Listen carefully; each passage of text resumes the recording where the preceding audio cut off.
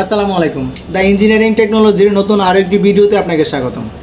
আমি আজকে কথা বলবো ব্রাদার 7250 এই সিরিজ মেশিনটির কীভাবে স্টপ পজিশন প্রোগ্রাম থেকে খুব সহজে এবং কম সময়ের মধ্যে অ্যাডজাস্ট করতে পারবেন।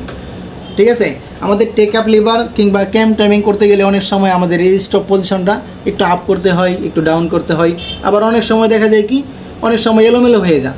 তো কীভাবে খুব সহজে এবং পারফেক্ট একটা মেজারমেন্ট দিবেন প্রোগ্রাম থেকে খুব সহজেই, সেটা আজকে আপনাদেরকে এই ভিডিওতে দেখাবো। আশা করি পুরো ভিডিওটি দেখলে আপনার আর স্টপ পজিশন নিয়ে আর কোনো সমস্যা থাকবে না। চলুন ভিডিওটি শুরু করি।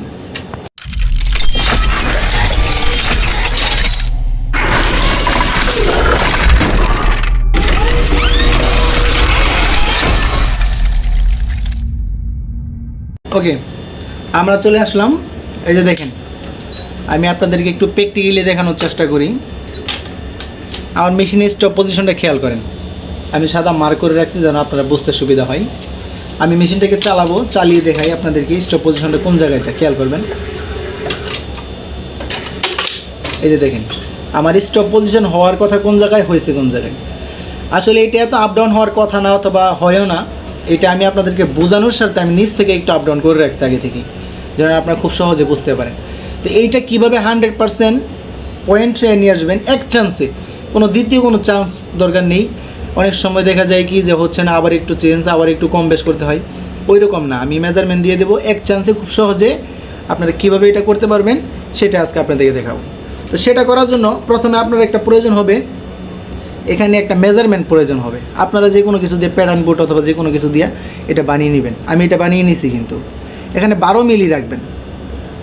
ঠিক 12 মিলি রাখার পরে এখান থেকে একটা প্যাটার্ন কিংবা একটা বোর্ড যে কোনো কিছু কাইটে নেবেন। এটা আপনাদের সুবিধার ক্ষেত্রে।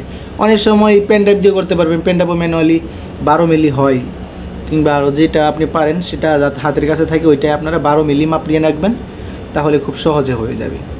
ঠিক আছে, তো এই 12 মিলিটা কীভাবে করবেন আমি আপনাদেরকে দেখাই। আগে প্রোগ্রামে যেতে হবে। তো প্রোগ্রামে যাওয়ার জন্য আপনারা মেশিনের সুইচটিকে অফ করবেন। পাওয়ার বাটনটিকে অফ করার পরে এখান থেকে সিলেক্ট বাটন এবং F1 অথবা নাইফ অন অফ যে বাটনটা, এই দুইটা বাটন একসাথে প্রেস করে ধরবেন। ধরার পরে মেশিনের পাওয়ারটিকে অন করবেন। 3 সেকেন্ড সময় নেবেন। আসার পরে আপনি এরকম একটা প্রোগ্রাম দেখতে পাবেন। ঠিক আছে, তো এরকম আসার পরে এখান থেকে আপনারা প্লাস বাটনের চাপ দিয়ে D01 থেকে D11-তে যাবেন, এখানে চলে আসবেন। আর আসার পরে ইন্টার বাটন এখানে এসে একটা চাপ দিবেন শুধু। ওকে, একটা চাপ দিবেন এখানে ইন্টার বাটনে আসার পরে এখন যে আপনারা যে মেজারমেন্টটা কাটছেন অথবা মেজারমেন্টটা রাখছেন, এই মেজারমেন্টটাকে আপনারা কিভাবে দিবেন। এই যে পুলিটা দেখতেছেন, পুলিটা আমাদের মেশিনটা যেদিকে রোটেট হয় সেদিকে রোটেট করবেন। যেরকম এই যে এরকমভাবে ঘুরতে থাকে, এটা এভাবে ঘুরাবেন। ঠিক আছে, এভাবে ঘুরানোর পরে এই যে নিডেল বারটা, ঠিক আছে, আপনার এই যে নিডেল বার আমি বাহুভাবে যেভাবে মেশিন ঘুরে ওভাবে ঘুরানোর চেষ্টা করতেছি। এই যে ঘুরতেছে। উঠার সময় প্রথম স্টেপটা হবে কি, উঠার সময় এই যে আমার নিডেল বারটা কিন্তু উঠতেছে। ঠিক আছে, এটা আমি কিন্তু কেটে নিয়েছি 12 মিলি করে। এখান থেকে আপনারা এখান থেকে যে এই প্যাটার্নটা এভাবে ধরবেন। নিডেলের যে ক্যাপ থাকবে অবশ্য, সেই ক্যাপ এবং নিডেলের যে নিডেল বারের যে বুশ আছে সে বুশের মাঝখানে রাখবেন। ঠিক আছে, এরকমভাবে নিডেল বার উপরে ওঠার সময়, ঠিক আছে, এই যে নিডেল বারটা উপরে ওঠার সময় এখান থেকে পারফেক্ট 12 মিলি রাখবেন। আপনি যে প্যাটার্নটা এটা নেবেন এটা রাখবেন। ওকে, দেখেন, ওকে, এই যে আমার 12 মিলি হয়ে গেছে। ঠিক আছে, প্যাটার্নটা এরকমভাবে 12 মিলি আপনার প্যাটার্ন অনুসারে এটা রাখবেন। রাখার পরে তারপরে আরেকটা ইন্টার বাটনে একটা চাপ দিবেন। ওকে, ইন্টার বাটনে চাপ দেওয়ার পরে যে F2-তে লাইট জ্বলবে। ঠিক আছে, তারপরে আবার মেশিনটাকে ঠিক একই রোটেশনে বাহুভাবেই ঘুরাবেন। এই যে নিডেল বার উপরে উঠলো, ওঠার পরে আবার এই যে নিডেল বারটা উপরে ওঠার পরে আবার ব্যাক করে নিচে আসতেছে। নিচে আসার সময় আবার ঠিক যে 12 মিলি বসাইছিলেন সে 12 মিলিটা এখানে বসাবেন, যেভাবে প্রথমবার বসাইছিলেন সেভাবেই। একটু খেয়াল করে দেখবেন, এটা খুব নিখুঁতভাবে করার চেষ্টা করবেন। এটা যত পারফেক্ট হবে আপনার এই পজিশনটা ঠিক ততটাই স্ট্যান্ডার্ড হবে এবং খুব সহজেই করে নিতে পারবেন।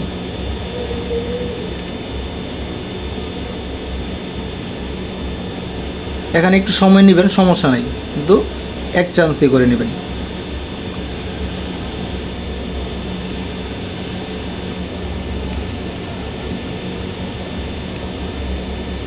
এই যে দেখেন আমি কিন্তু 12 মিলি এখানে করে রাখছি, ঠিক আছে, এখানেও 12 মিলি হয়ে গেছে।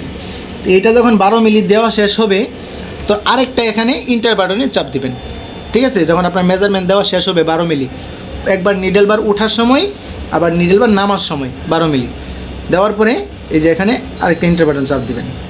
চাপ দেওয়ার সাথে সাথে একটা সাউন্ড অবশ্যই পাইছেন, এরকম একটা লম্বা সাউন্ড হবে। সাউন্ড হওয়ার পরে মনে করবেন যে আপনার প্রোগ্রাম সেভ হয়ে গেছে। তো অটোমেটিক্যালি মেশিনের পাওয়ারটিকে আবার অফ করে দেবেন, ঠিক আছে। অফ করে দেওয়ার পরে আমরা মেশিনটাকে আবার চালাবো। অবশ্যই আপনারা আগে দেখছেন আমার পুলিশ এই মার্কটা আগে কোথায় ছিল, প্রায় এই বরাবর ছিল, ঠিক আছে। এখন প্রোগ্রাম করার পরে কেমন হয়েছে আমি আপনাদেরকে দেখাবো। ওকে, আমরা এখন মেশিনটিকে চালাবো, চালিয়ে দেখবো আমাদের স্টপ পজিশন এখানে কোন জায়গায় আসে। ওকে, আমি সুতা কাটি এখন। এই যে দেখেন এক চান্সেই কিন্তু আমাদের মেজারমেন্ট এখানে মিলে গেছে, এবং এইটাই কিন্তু জেনুইন মেজারমেন্ট। আমি যে প্রোগ্রামটা আজকে দেখাইছি এটা অনেকেই জানেন না, কিন্তু এইটাই কিন্তু আপনার অরিজিনাল মেজারমেন্ট, ঠিক আছে। আপনি 102 নাম্বার প্রোগ্রাম থেকে একটু কম বেশ যদি করা লাগে, camp timing, even take up liver, তাহলে আপনি সেখান থেকে করতে পারেন। কিন্তু জেনুইনভাবে যদি আপনি মেজারমেন্ট দিতে হয়, তাহলে কিন্তু আপনার এই প্রোগ্রামটাকে দিতেই হবে, এই প্রোগ্রাম থেকেই দিতে হবে, ঠিক আছে। তা আশা করি আপনাদের ভিডিওটি যদি ভালো লাগে কিংবা যদি কোনো উপকারে আসে, তাহলে অবশ্যই ভিডিওটিকে শেয়ার করে দিবেন, লাইক করবেন এবং কমেন্ট করে জানিয়ে দিবেন যে যদি আমার কোনো সমস্যা হয় তাহলে অবশ্য তাও কমেন্ট করে জানাবেন। আমি ইনশাল্লাহ চেষ্টা করব আমার সমস্যার সমাধান করার জন্য। আর যদি আপনাদের অন্য কোনো ব্যাপারে যদি ভিডিও চান, তাহলে সেটা আপনারা বলতে পারেন, সেই ব্যাপারেও আমরা ভিডিও করার চেষ্টা করব। অবশ্যই আপনারা ভালো থাকবেন, সুস্থ থাকবেন, পরবর্তী ভিডিও আসা অবধি। আল্লাহ হাফেজ।